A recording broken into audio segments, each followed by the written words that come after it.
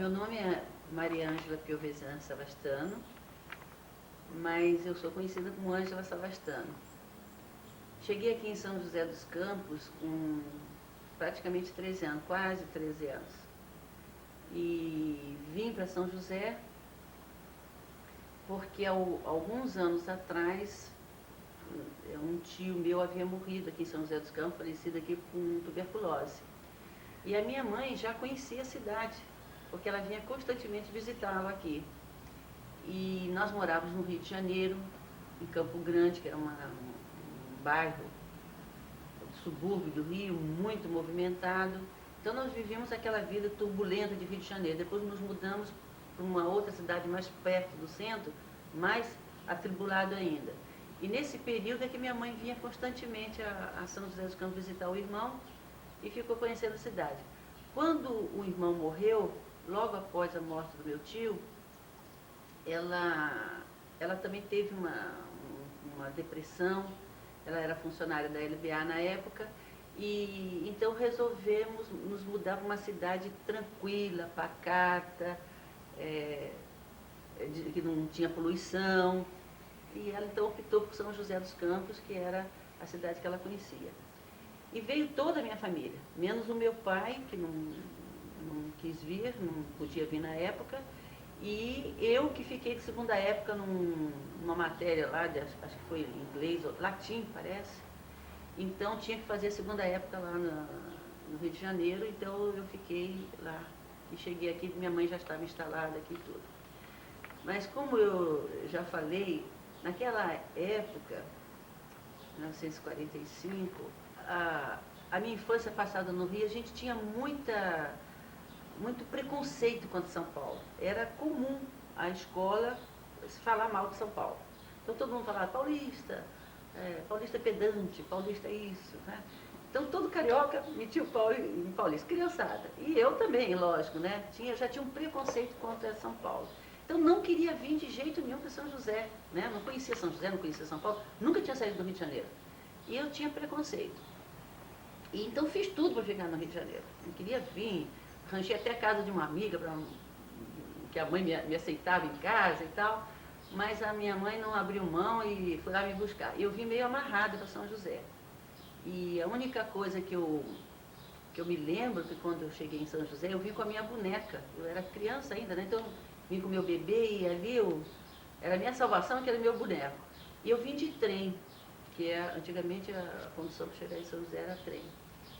E me lembro muito bem que quando foi se aproximando o trem em São José, todos os passageiros do vagão já tiraram lenço e puseram assim, amarrados. E eu estava com a minha irmã mais velha que tinha ido me buscar e eu falei, o que é isso? Ela falou, isso aí é o ar, essa gente, é porque quando passa aqui tem que botar isso para não respirar o ar de São José. Isso eu me lembro bem da minha chegada aqui. E quando cheguei, o trem parou lá, não tinha carro na estação, só tinha charrete. Mas como eu cheguei à noite, minha mãe já tinha mandado um táxi nos buscar. E eu me lembro até quem era o chofer, era o seu Jaime, que acho que até era conveniente conversar com ele, porque ele tem foi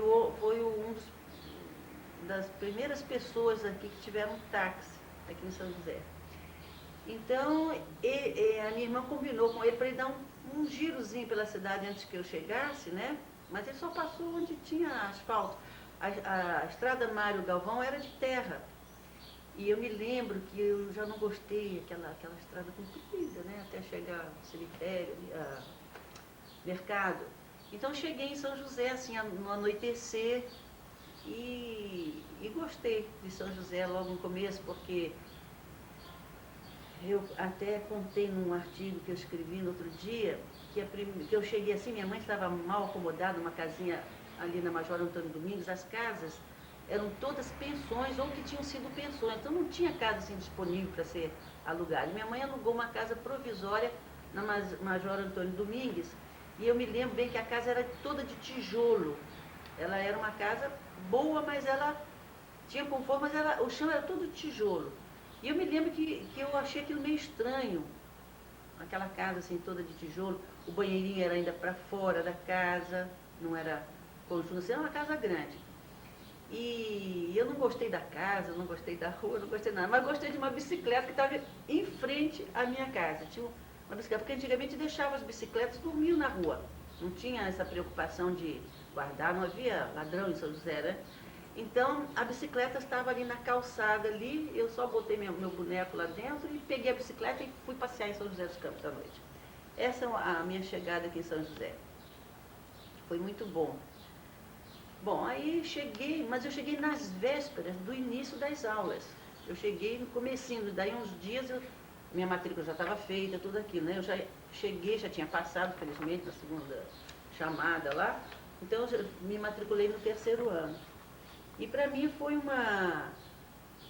um choque muito grande, porque eu saí, cheguei já, entrei num ambiente escolar, assim, com muita criança, muito jovem, tudo. Foi assim, eu cheguei numa sexta-feira, na segunda-feira eu já fui frequentar a aula. Era o João Cursino e ele funcionava ali onde hoje é a Câmara Municipal, ali que era o João Cursino.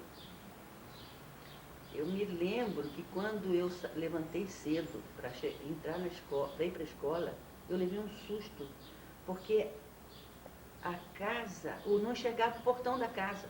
A neblina era tanto em São José que você não enxergava o portão da casa. E aí eu pensei que fosse neve, porque eu nunca tinha visto aquilo na minha vida, né?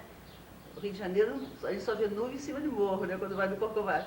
Aí eu levei um susto, falei, mamãe, tá nevando, né? A mãe falou, nada, minha filha, isso é russo, é assim mesmo. Mas eu achei aquilo incrível. Aí voltei para casa e me super agasalhei, né? Botei até galocha. Galocha, peguei guarda-chuva, cachecol, e fui que nem uma palhaça para a escola. Quando eu cheguei a pé até João Cursino, eu fui assim, muito bem recebida, né? Porque o pessoal olhava assim para mim e dizia, mas que isso, menina, de onde você veio? Toda vestida desse jeito aqui, todo mundo ria de mim. E engraçado que quanto mais neblina fazia em São José, mais quente era o dia. Então aquele sol foi aumentando, aumentando, e eu comecei a morrer de calor na classe. Então eu fui, assim, já fiquei triste, porque o pessoal fez muita caçoada de mim na hora que eu cheguei. E quando eu abri a boca para falar, aí foi o pior, né? Porque eu tinha um modo de falar diferente do pessoal. E eu também me assustei com o jeito deles falarem. Porque eu nunca tinha ouvido esse jeito das pessoas falarem aqui em São José.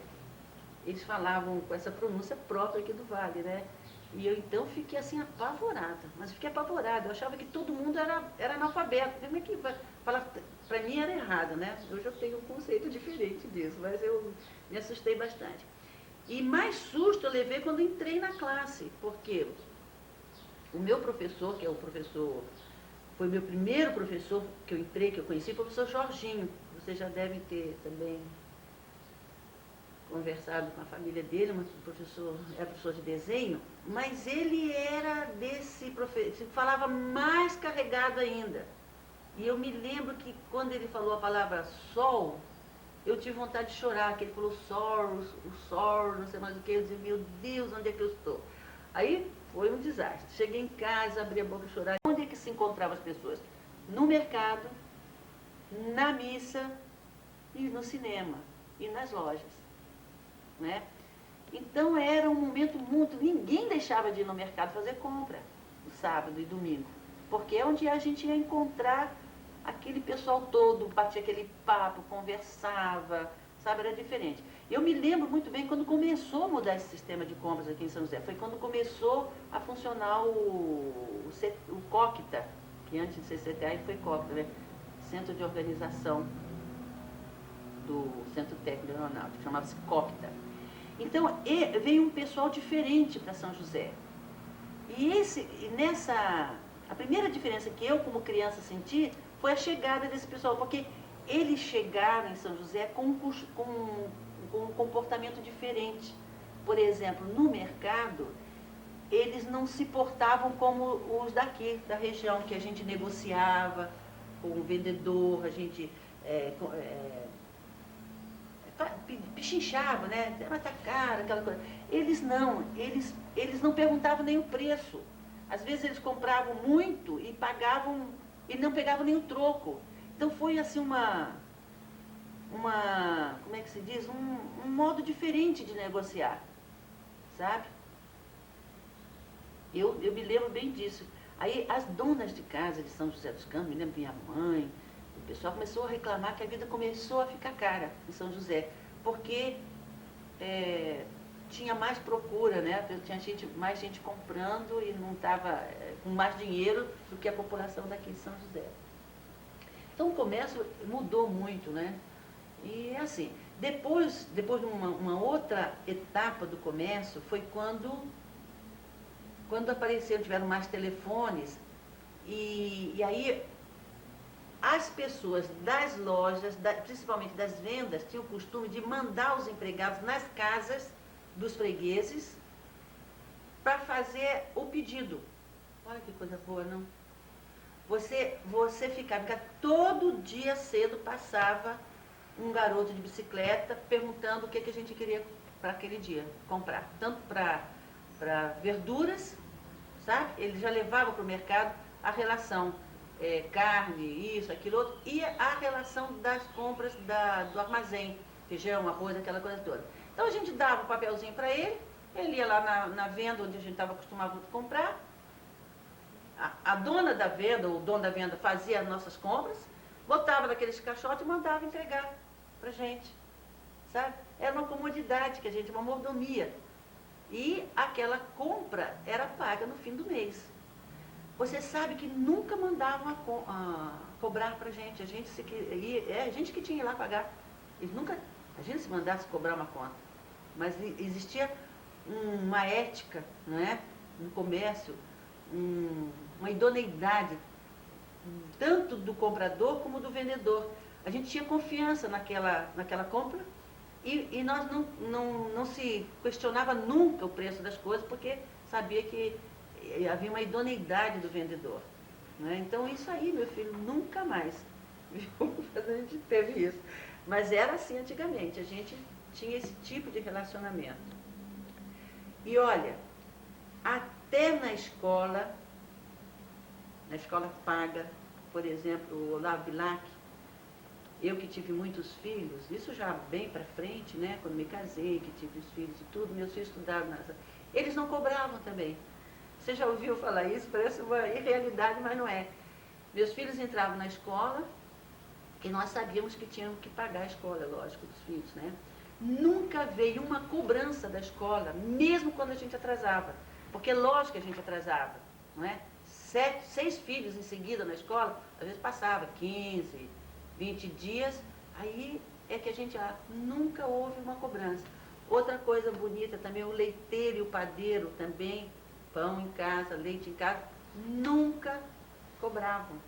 A gente tinha que perguntar, seu Geraldo, quanto já paguei para o senhor? Não, Danás. Ai, seu Geraldo, quanto que eu estou devendo? É tanto, Danás. Já tinha 2, 3 meses atrasado. Aí que a gente ia pagar. Esse seu Geraldo é uma pessoa importantíssima aqui em São José.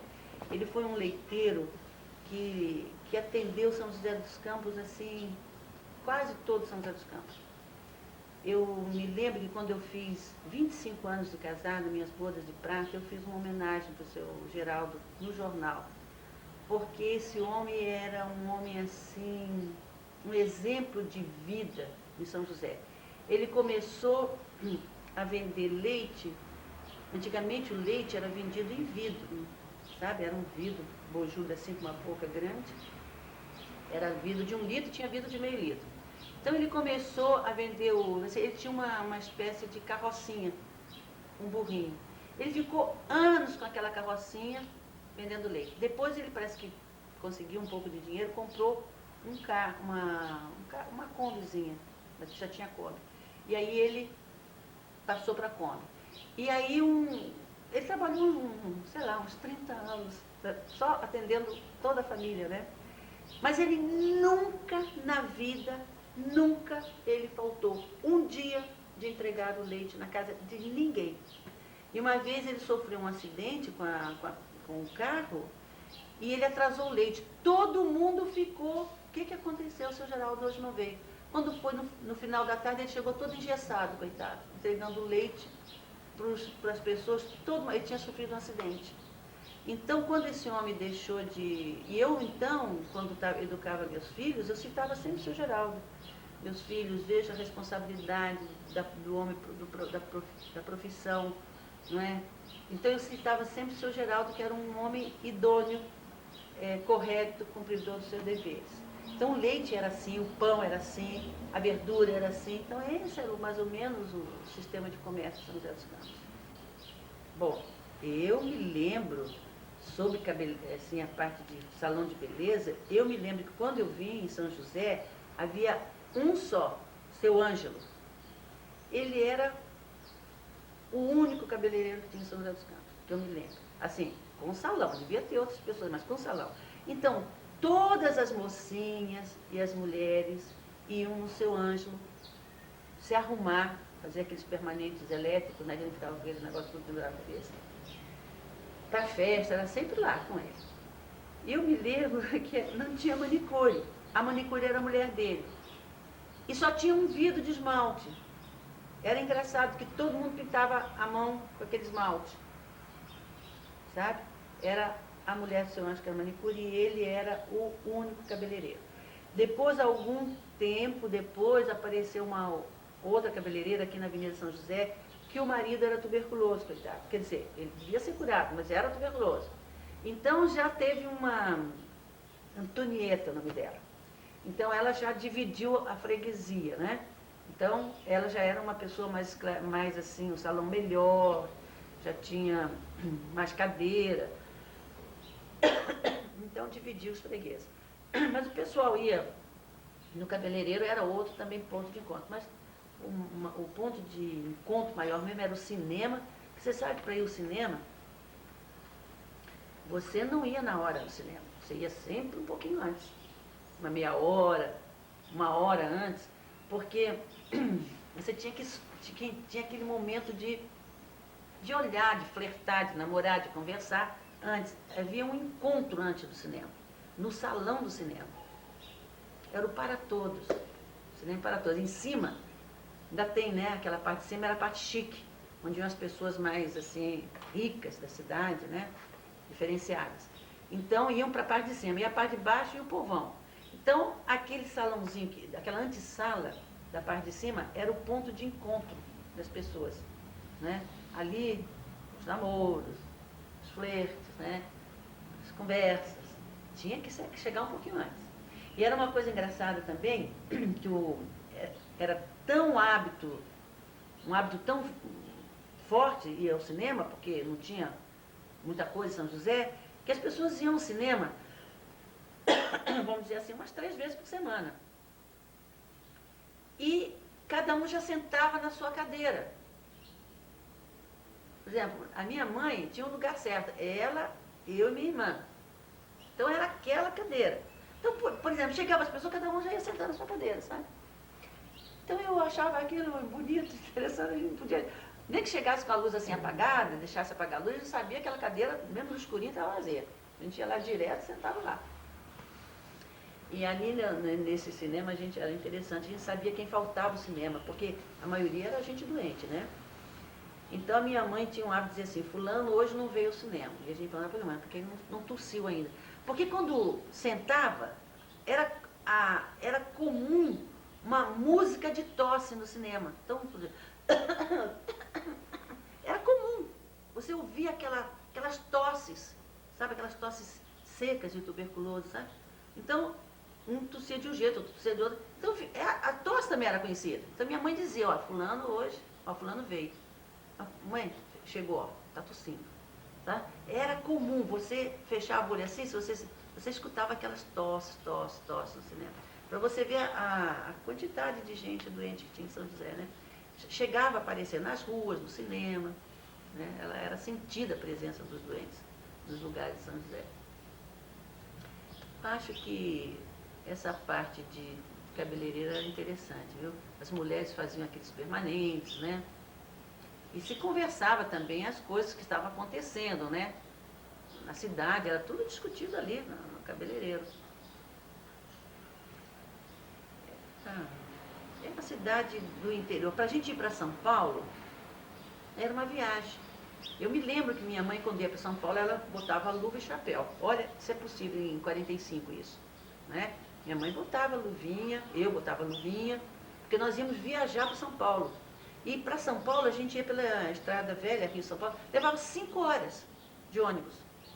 De trem a gente... Isso já era chique, de ônibus, né? Porque a maioria é de trem. Mas de ônibus você ia parando, ia parando. Olha, quando a gente saía daquele São José, quando chegava ali na rua Paraibuna, já era longe.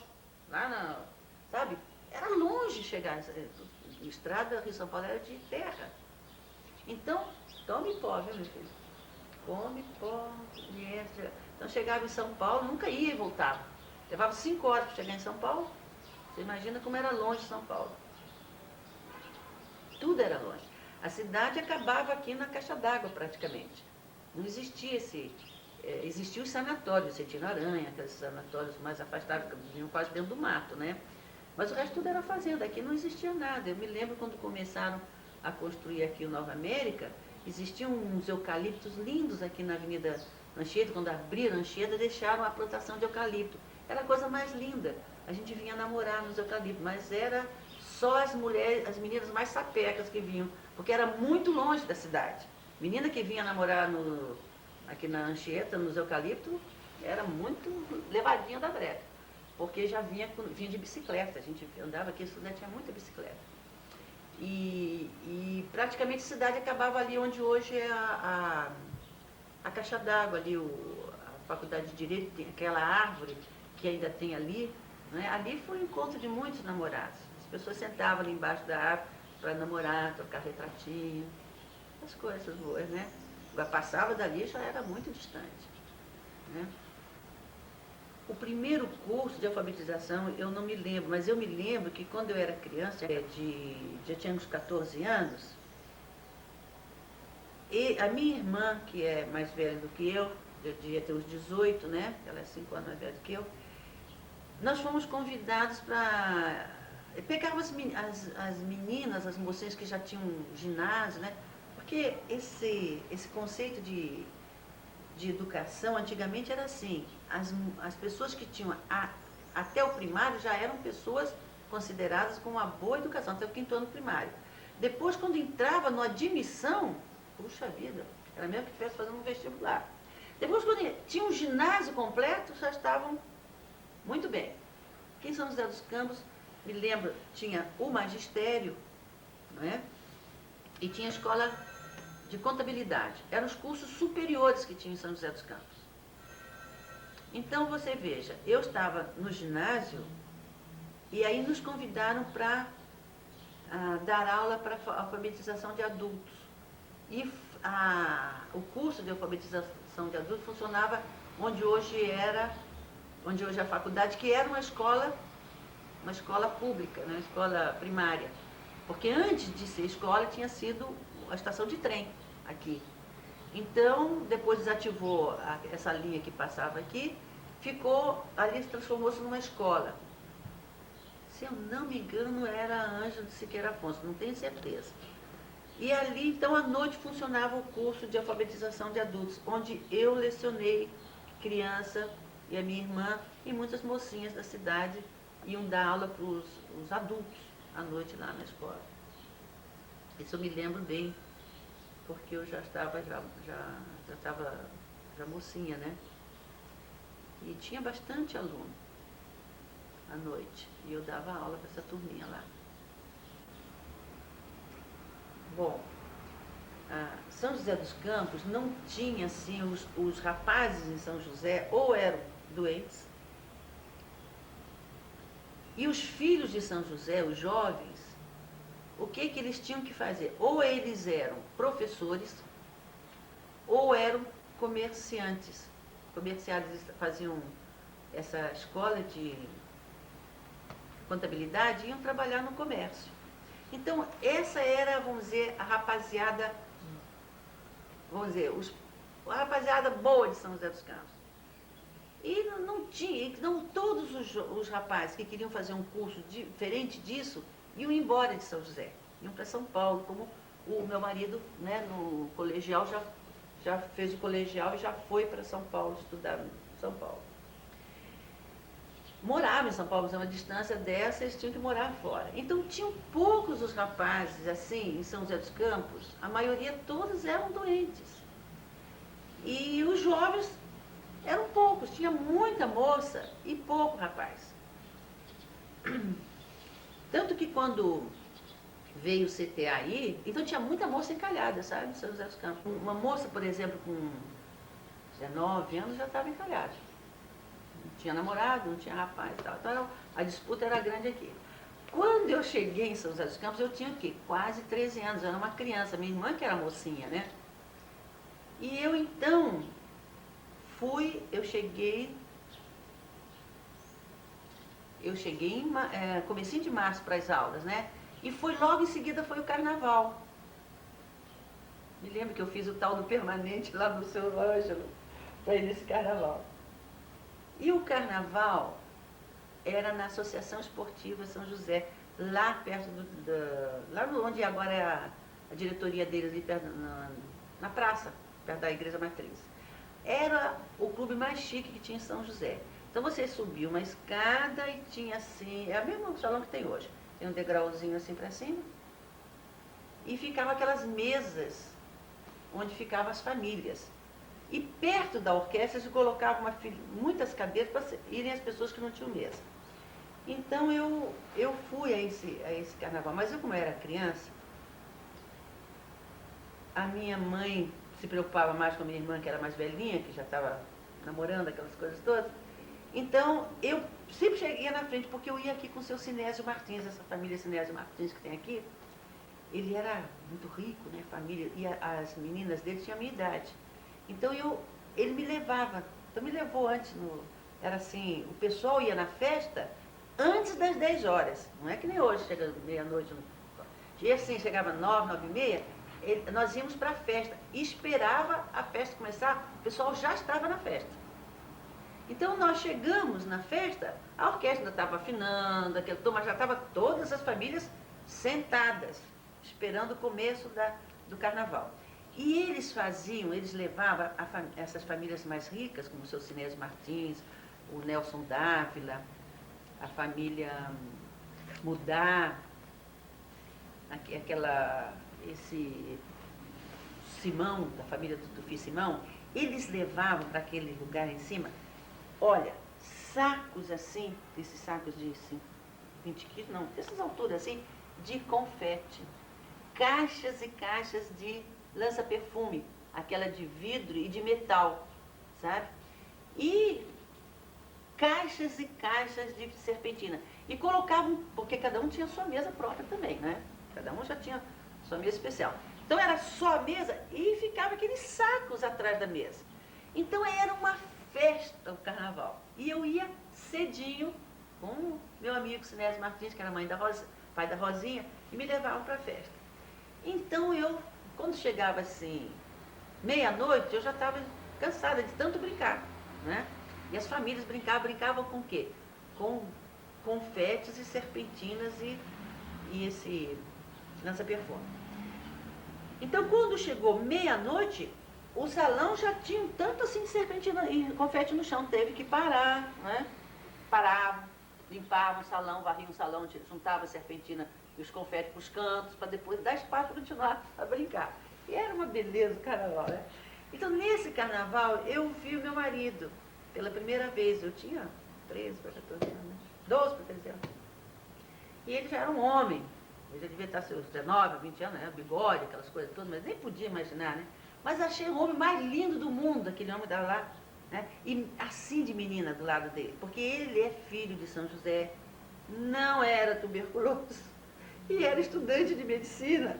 Então ele estava assim muito cheio de moças, sabe, ao lado dele, tudo. Eu achei aquele homem mais lindo do mundo. E tinha muitas moças bonitas em São José, lindas. Tinha uma menina, não sei se vocês ouviram falar, chamada Sidão. Ela era filha de um farmacêutico aqui, Cida Azevedo. É a moça mais linda do mundo que eu já vi. E tinha outras moças muito bonitas aqui em São José. Mas moças, né? Então, tinha muita gente assim ao lado dele. Então eu falei, eu acho que homem bonito, e aquela mulherada tudo bonito. Eu fiquei me babando pela aquele homem e aquelas meninas, né? E assim foi que eu vi meu marido pela primeira vez. Brinquei o carnaval, brinquei, né? Não, estou tudo errado. Eu conheci ele no 31, foi um ano depois que eu estava aqui. Não tinha 12, de 13 para 14 anos. E conheci ele num baile de 31. Eu vi essa situação, meu marido assim, ele tão com aquelas moças e tal. Não era carnaval, era 31. E no carnaval do ano seguinte que eu estava aqui, eu já tinha 13 para 14 anos, foi que eu vi o Rubens assim também cheio de moça do lado, aquela coisa toda. E eu então achei assim, ele veio brincar comigo nesse carnaval e ali nós começamos a namorar. Mas eu já tinha visto ele nessa festa de 31. E tinha gostado assim, sabe, essa bonita e tal. E aí começamos a nos namorar. Eu com essa idade, né? E ele também, ele morava em São Paulo, vinha pouco e tal. Era assim que eu conheci. Foi assim. E você sabe que namoro de antigamente não era como de hoje, né? Os namoros antigamente era só de olhar, a gente só olhava. E se falava com os olhos. Então, por exemplo, quando ele me veio e me tirou para dançar e me pegou para dançar, aquilo era uma coisa para a gente desmaiar. Porque contato físico assim era muito difícil, não é? Então me lembro que foi bom aquela dançar com ele, dançava-se aquela seleção que falava, ficava assim, diversas coisas, dançando, depois parava, descansava. Agora o carnaval, que aí no ano seguinte que eu brinquei com ele, é que era desse jeito. Porque o primeiro ano que eu cheguei aqui, eu cheguei depois do carnaval, já estavam começando as aulas. E o primeiro carnaval foi esse, que aí que eu brinquei com ele mesmo. Primeiro, no começo do ano, passado de ano, eu dancei e o conheci. E no carnaval nós começamos a namorar um ano depois. Ele era estudante de medicina, de família tradicional daqui, e era, então, um rapaz assim, né? Pra mim, isso tudo não contou não, porque eu me apaixonei, sabe? Assim, achei o homem mais lindo do mundo, senti tudo que uma adolescente sente, né? Um amor assim, foi amor à primeira vista mesmo, amor, parecia que o chão não existia embaixo do meu pé. Então foi uma sensação boa, uma coisa boa, me apaixonei por ele. Depois que nós estávamos namorando, já tínhamos trocado os retratinhos, aquelas coisas, aí foi que eu soube quem era ele, não sabia nem o nome dele. Eu sabia o nome dele, Rubens, mas não sabia o sobrenome. Então, sabia, aí que foi depois que nós estávamos namorando, bem é que eu soube de que família que ele era, eu sabia que ele morava em São Paulo, mas não sabia que ele estudava, não sabia o que ele estudava. Então, foi assim no começo, né? E o Rubens foi uma pessoa muito importante na minha vida, porque não só esse amor, né, que nos uniu, mas também o que eu sou hoje eu devo ao Rubens, porque ele foi um homem que me incentivou a fazer tudo o que eu fiz na minha vida, porque eu era uma criança. Então ele me incentivou tudo, e me apoiou em tudo. Tinha horas que eu tinha vontade de parar de estudar, não queria mais isso, não queria aquilo, e ele foi o meu grande incentivador, né? Foi o Rubens que me levou para o mundo inteiro, viajei no mundo inteiro com ele, me proporcionou cursos, ele me incentivou a fazer belas artes, eu fiz o curso de belas artes, me animou para entrar na faculdade, não é? Tudo com o incentivo do Rubens. E foi o Rubens quem me ensinou a me preocupar com a São José dos Campos, porque ele era um homem que se preocupa com a cidade. Ele já na própria profissão dele, ele quando se formou, ele teve uma oportunidade de sair do país, ele foi convidado para sair do país. E ele não quis, ele quis vir para São José dos Campos, onde tinha apenas 29 médicos. Ele foi o 29º médico. E ele veio com uma especialidade que era uma coisa difícil, que era a radiologia. Aqui em São José dos Campos não havia o radiodiagnóstico. O médico era o médico clínico que fazia tudo com a mão. Não se tirava, não fazia exame radiológico, diagnóstico. Era o médico, era o grande médico clínico. E ele foi o homem que começou o trabalho de radiodiagnóstico, porque aqui em São José dos Campos tinha um serviço de radiologia, mas que era o doutor Amaury Veloso. E ele trabalhou no início com o doutor Amaury Veloso. Ele trabalhava nessa área de negócio só de chapa de pulmão, de tisiologia. E o Rubens foi o que fez a clínica radiológica. Para a clínica, para fazer todos, foi o primeiro médico radiologista em São José dos Campos.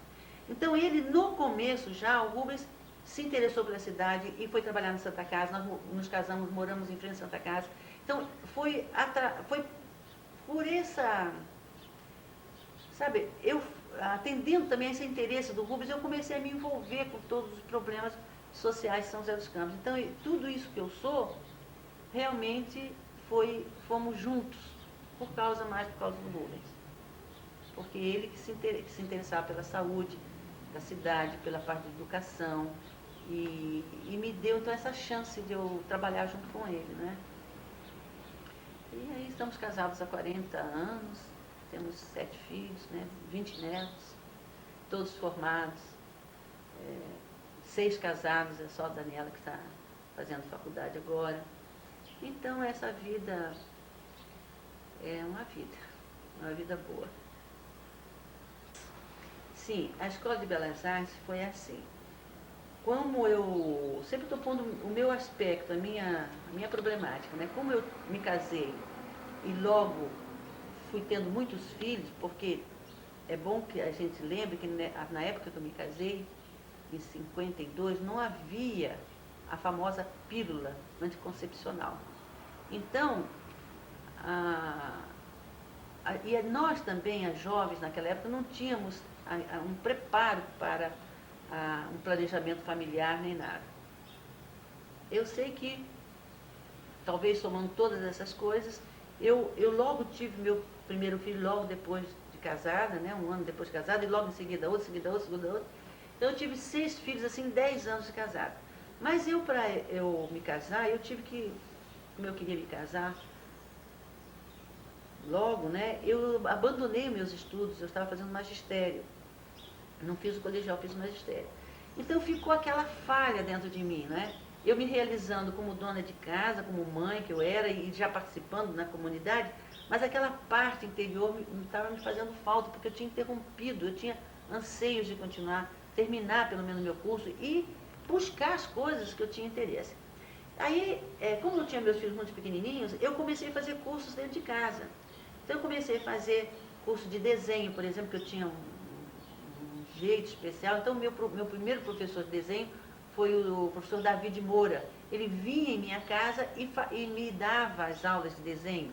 Então eu tive um começo bom com o professor, né? Então comecei a fazer desenho, comecei a fazer francês, inglês, tudo com o professor em casa, porque a vida de São José dos Campos dava essa condição. E eu tinha o problema de ter muitos filhos.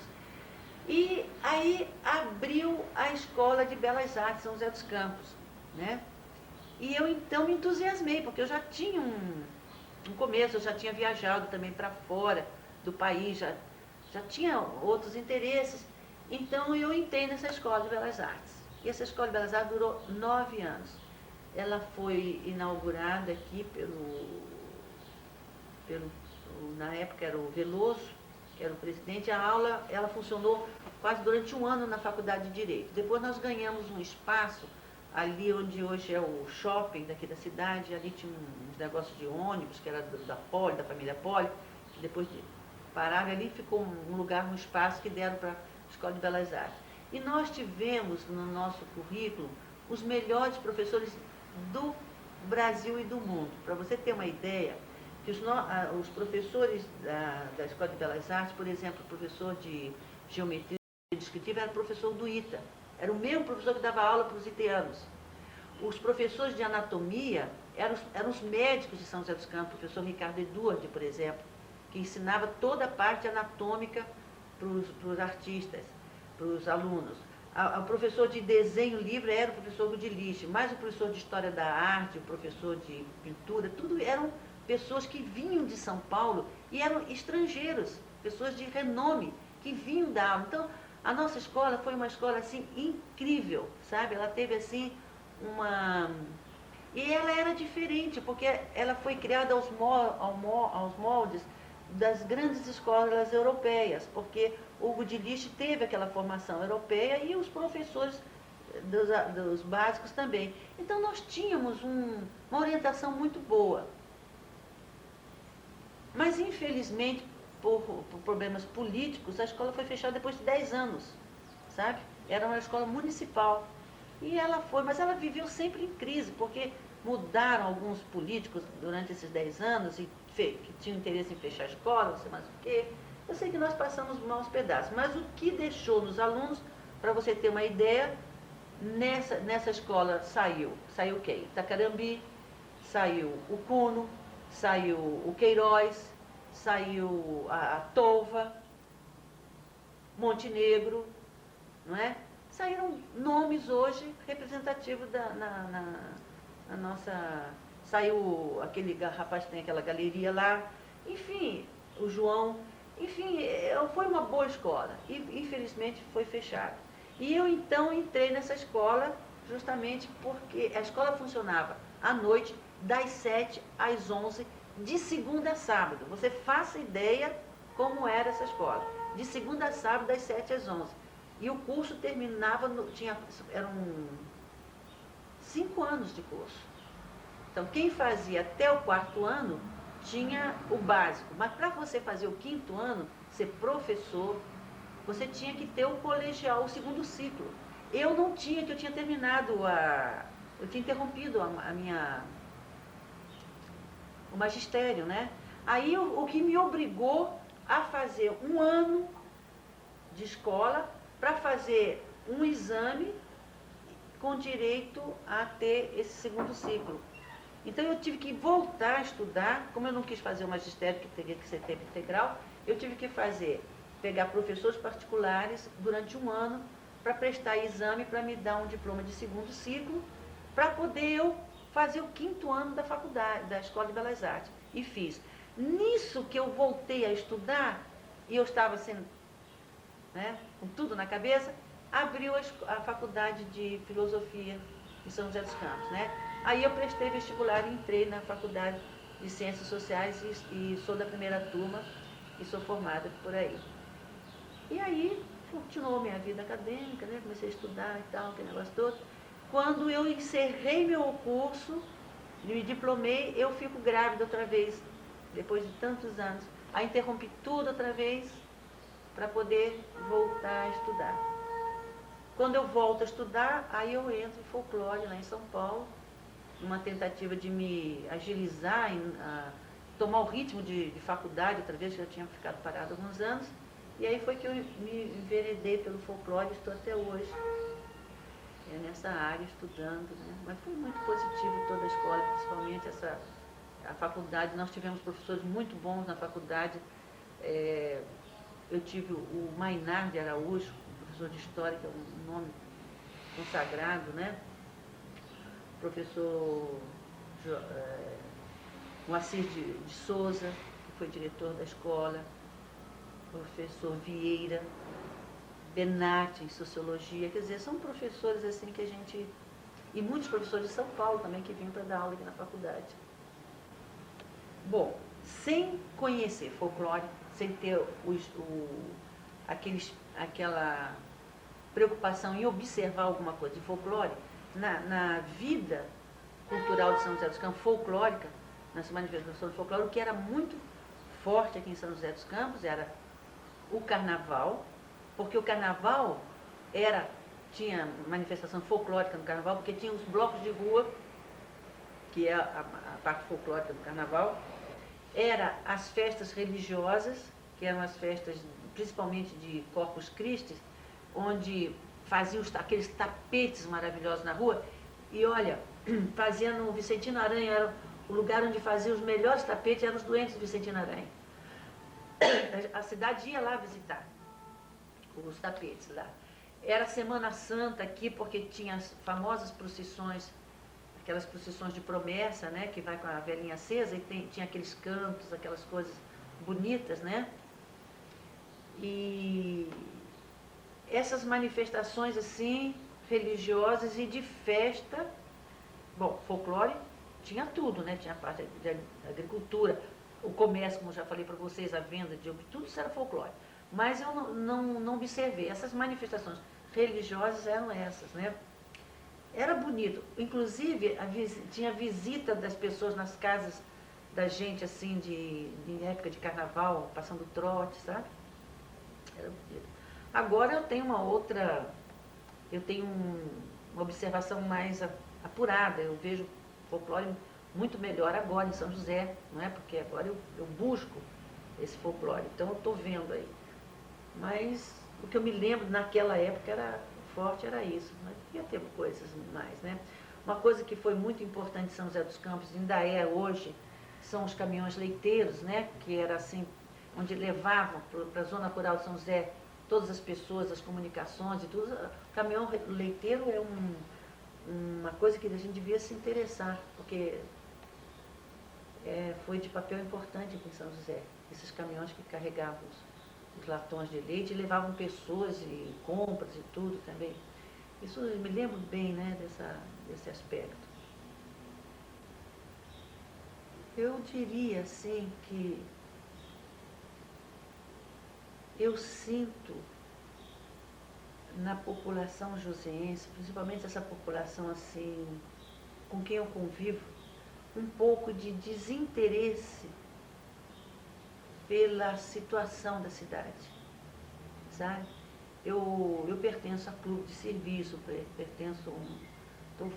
frequento diversos lugares, e as pessoas que teriam condições de colaborar com a cidade, se interessar pelos problemas próprios da cidade, elas vivem aqui na cidade meio assim isoladas.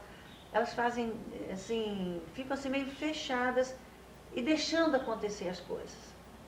Eu diria enquanto que a cidade é uma cidade que tem tudo para ser uma grande cidade, não é? Mas eu não vejo a participação da comunidade ajudando a cidade a ser São José. Eu diria assim que seria muito bom que todas as pessoas que moram aqui, que têm seus filhos nas escolas aqui, trabalham aqui, ganham o seu dinheiro aqui, educam os seus filhos aqui, sabe? Se interessasse pelos problemas da cidade e não pela sua própria vida. Fosse mais assim, comunidade, participasse de tudo que acontece na cidade, procurasse dar sua colaboração em todas as áreas, na área, por exemplo, da saúde, se interessar pelo grande problema de saúde que São José dos Campos que não tem, não é? Nós temos tantos hospitais e o problema está aí estourando. Como é que vive essa população de São José? Como é que vive, sabe? Quando fosse chamado, participasse. Eu vejo que a maioria das pessoas não vivem assim meio enclausuradas em São José. Elas não têm uma vida assim participativa direta, oferecendo aquilo um pouco dela para a cidade. É uma pena, porque toda cidade precisa de todos. Eu deixaria essa reflexão para os joseenses, que eu considero todos que moram em São José dos Campos joseenses, e mesmo aqueles que não sejam nascidos aqui, principalmente esses que não são nascidos aqui, que vêm aqui e ganham dinheiro aqui, educam seus filhos aqui, compram as coisas aqui, vivem aqui, mas deem também um pouco de si para a cidade. Participem dos seus problemas básicos, não é? Participem da parte política, participem da parte educacional, da parte cultural. Nós que somos da Fundação Cultural, sabemos que não há essa... É uma luta para você chamar esse pessoal para ir para a Fundação. Muita gente não sabe como é a Fundação Cultural. Olha, ontem uma pessoa me perguntou o seguinte, mas a Fundação é da Prefeitura? É o Departamento de Cultura? Aí até explicar que a Fundação foi criada, substituindo o departamento, mas que ela é aberta, que a população tem que vir, tem que participar, em todos os sentidos, quer dizer, né? Ajudar a colaborar com a parte da ecologia de São José, da parte da beleza de São José, não é? Da limpeza, das crianças joseenses. Eu não vejo muita participação de São José do José, então eu queria deixar esse ponto, um pouquinho de muito obrigado, né? De estar morando aqui, de dar um pouquinho de si para a cidade. A cidade precisa, senão ela continua andando devagar, não é? E fica se destruindo também. Eu amo São José, porque vim para cá, como eu falei para vocês, cheio de preconceito, uma criança, e descobri que aqui não é isso, nós somos todos brasileiros, somos gente, né? E tudo, coisa boa que existiu na minha vida foi aqui em São José. Meus filhos foram criados aqui, educados aqui, conviveram com as outras crianças aqui. Então, e são filhos ótimos, maravilhosos. Então, eu só tenho que agradecer a Deus de ter me colocado aqui. É isso.